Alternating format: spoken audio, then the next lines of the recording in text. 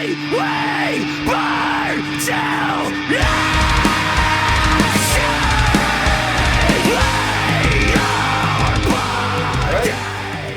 track number 3. We're here going through the album, and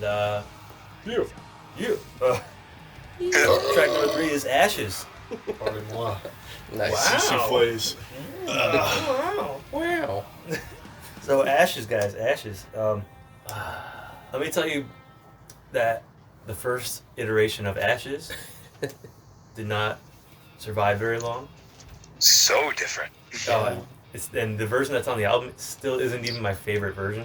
Now there's a second version that lasted shorter. It was the shortest version of that song, but it was so... It was like It was a lot. Macedon-y. It was a lot. Oh Yeah. shit! I actually heavier. kind of forgot about that one. That one was I knew we super cool. rewrote it a couple times, but I sort of forgot because I think that we only really got Yeah, they the played main it. riff written out Yep. for that. Well, the drums is what really did it for me. I was just like, these drums are sick. I feel like this is the only one that was like written, rewritten, rewritten again. Yeah, it was a tough one. And even going into the studio, or getting ready to go to the studio, we still didn't have what we were, like, the verses figured out. Like, I was like, for years, I had been like, I don't know what to do during these verses. Like, I scream, I don't know what to do for melody. Yeah. I couldn't figure it out to save my life. You couldn't pay me to figure that verse out. I was just like, that was a crazy thing, is we had so many lyrics, which I suppose if we did like an acoustic version, oh, you're right. you know, it would be, That's like half the if lyrics. we did an acoustic version, like it would be basically the original with a lot more lyrics, but like we Sure. sliced half the lyrics for the album. Yeah. Just totally removed them and opted for the longer drawn out singing as Yeah. opposed to singing everyone, like every word line by line. It's light and airy. Yeah. Like a cracker.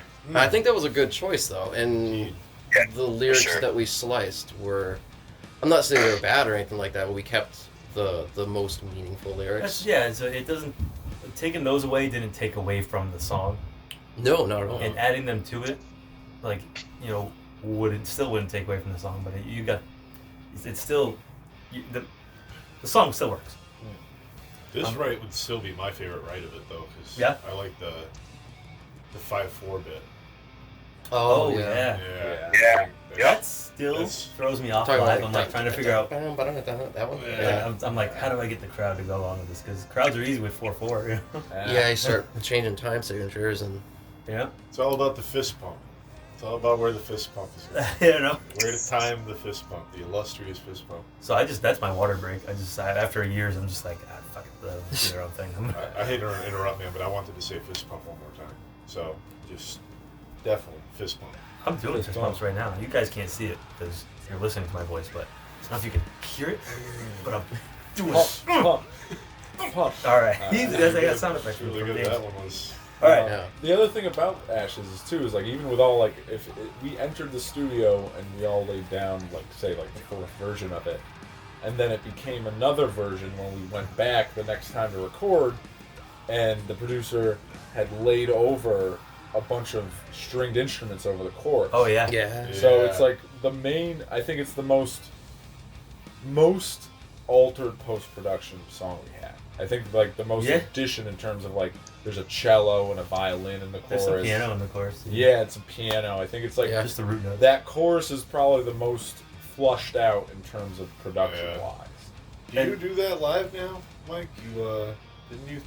I have worked it out so that we can do it live. Yeah, Oh, we the have violin not done bit? it yet, but we've done it in practice. Or you can do the violin bit on guitar. Nice. Oh yeah. Show me that. Yeah. Yeah. It sounds really cool too.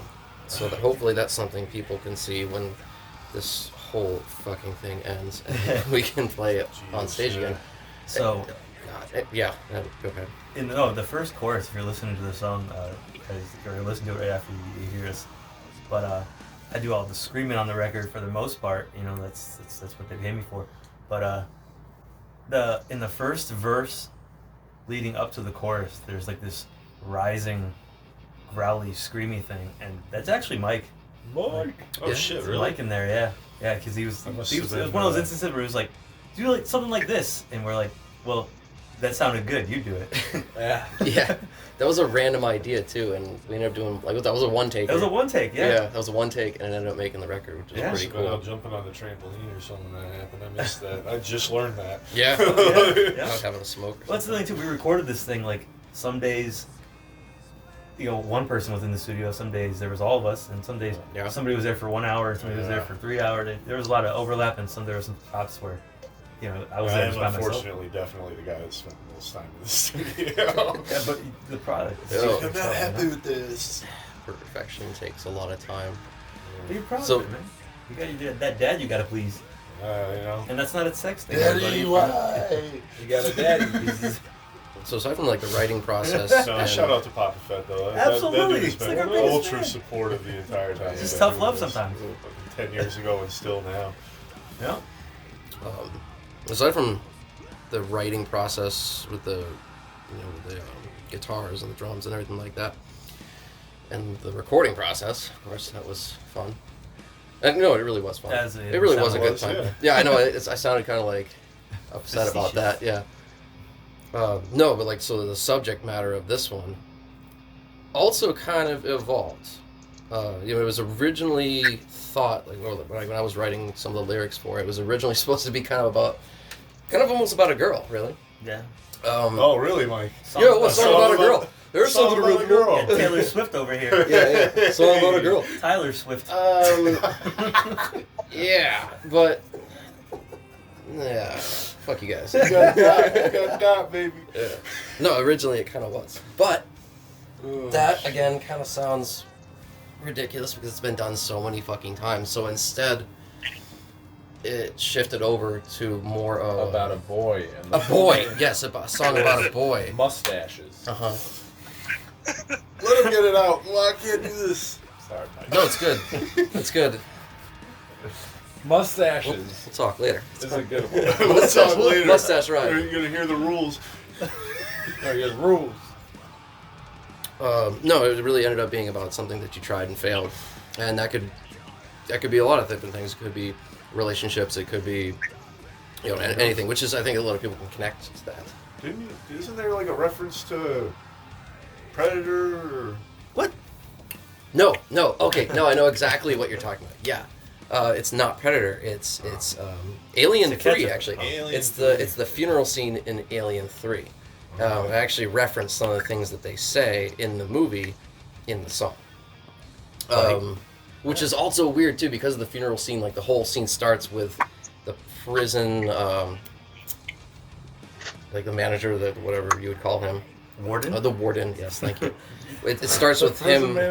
Prison manager. I don't know. I want to speak to the manager. No, it starts with him saying ashes to ashes. That was not intentional. That's actually not what I was thinking. But it's kind of cool that he says that. But it's really more about, I forget the character's name in the movie, where the warden finishes his little thing, and then... It's not Alien, is it? No, it wasn't. Oh. No. I forget what the character's name is, but he comes out and he kind of says a few words, and it's mostly kind of based around what he says. You're absolutely right. Yeah, I knew it was something. I had no idea. I took it at face value. You're like, here's the words to this song I wrote. Write a melody and stuff. I'll help you out. And then now we have Ashes, and it's a pretty... we did a podcast with Franz. Yeah, Blue Presents. Yeah. Podcast. And he said it was his favorite song on the record. Yeah, out the gate. Right out the gate, first thing, and I was just like, wow, that one's got some pretty cool parts. First of all, as far as my favorites go, besides the post-production stuff, James and Mike sing the verses. Yeah. That's really it's cool. the only time me and Mike sing on the same song. Yeah. And then I sing with you guys live. It's the only time we sing at the same time. At the same time. Yeah. But live, I jump in there. I try to, That's one of my favorite ones to play live, honestly. Between, during the verses, I get to do that Floyd Rose thing with the... Oh, yeah. harmonics and shit. Well, you're pinch harmonics, too, during that 5/4 part. Yeah, which I only do live. That was tough for me in the studio. I had to say to myself... It's on the record, though. No, it's not. No, on the record? I swear, we made a point. We talked about that with Nick. Remember, I sat down and I was just like, I think I should do that again without doing the pinch harmonics. There might be a slight one in there because I have a bad fucking habit. Right. I thought I heard. I'm addicted to the pinch harmonics. But live, I love to drag out that last right before the chorus. Oh yeah, the feedback. Yeah. Feedback. So fucking Cookie Monster. If anybody listening, if you've heard the song, or if you're gonna listen to it after this, there's this part where everything stops and it's just me saying, "May we burn till," and I scream ashes. But live, like before I say that, like I try to see how long I can stretch that out. These guys just letting feedback roll out, and I'm just trying to amp up the crowd. Feed me. I'm screaming, "Stay, feed me! Give me the feedback! I want my feed." And it's really, I love to just drag that out, and then when I do that, I get so hyped up for it. Yeah, that's a real climactic, you know. Right? It's like emotional. Like I don't get emotional. I'm like, here we go. Like, I love it. and then It's an emotional song. and then so now the version that made the album has that cliffhanger ending almost, where I don't finish the last line. Yeah. Was that done when we were recording? Like, did that idea come? I know it came up during the recording process, but did it happen like while we were actually recording the instruments, or was that in post? No, so it had to be in post because the violin goes beyond the. That's true. Yeah. So I recorded the full line, and then Nick was sitting there just playing it back and scratching his head, and all of a sudden he turns and he's like, "Can I show you something?" And he played it without that last word, and I was just like, "Cut, print, next." Like, yeah. Like, let's show it to the boys and see what they think. And I'm happy that they ended it like that. You know. I love it. Yeah, you guys didn't tell me either. No. Did he tell you guys? Or you guys know about it when he started playing it? No. I remember not knowing at all, and he hit play, and we're listening to the song, and I could hear the stringed instrument. Yeah, the strings. He didn't tell me. No, yeah, that was wild. I was in there when he was doing those, and I was like, ooh, I know some people that are gonna love this. Yeah. I heard, I was just like, ooh. I think somebody's exact words is the spicy meatball. I think that's another song though, where like, I don't know if this is probably something that generally is easier to notice when there's a clean guitar going on or whatever, but like, that's another case where like Brett's bass line, I'm just like, I fuck with that shit like that. Yeah. During the verses, I just think it's like, it flows so well with everything. Like Absolutely. It adds a great element to the whole thing. That's why we're very fortunate. I know Brett plays guitar in another band for a while. When he's like, "Yeah, I'll come back and play bass for you guys," I was like, "Oh, thank God!" Like, you got like a really. I don't care. I'm stroking his ego on our own podcast. Finding a good bassist is hard. That's very sweet of you, Brian. But yeah, you have a very I love your style, man. You make it look effortless. You just kind of you make it look. You're having fun. Clearly, you don't look bored doing it. Especially live. I don't want to say we absolutely have a fantastic live presence, but you don't make it look like you're bored, but you make it look effortless. If you can find the way needed there, you know, you're trying. I'm not gonna say you're up there just like half-assing it, but Whole assing it, really. you're whole-assing it. Whole assing it, that sounds right. But That's a real chill ass, bro. yeah, it's chill. Like, check out his OnlyFans. Frosty.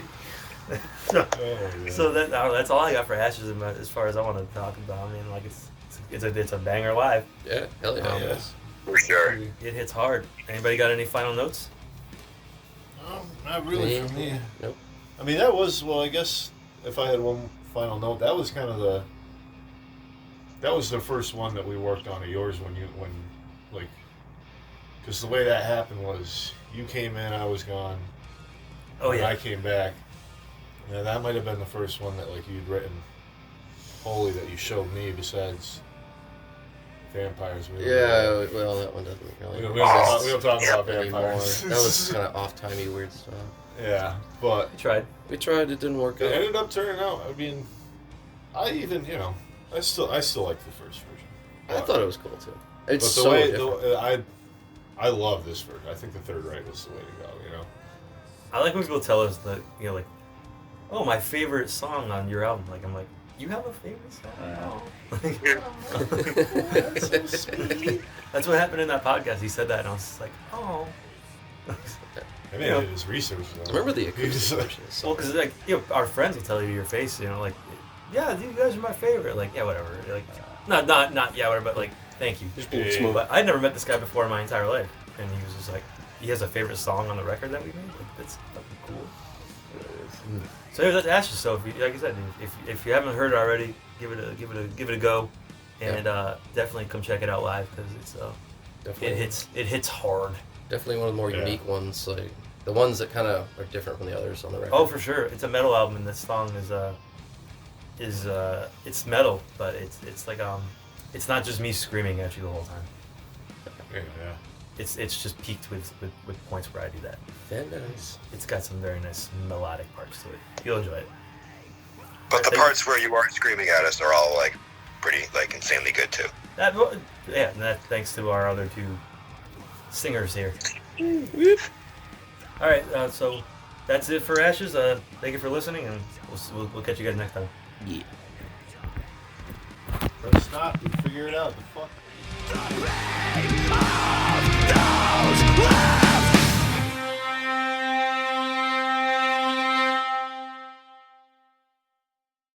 Hey guys, this is James from Brōther.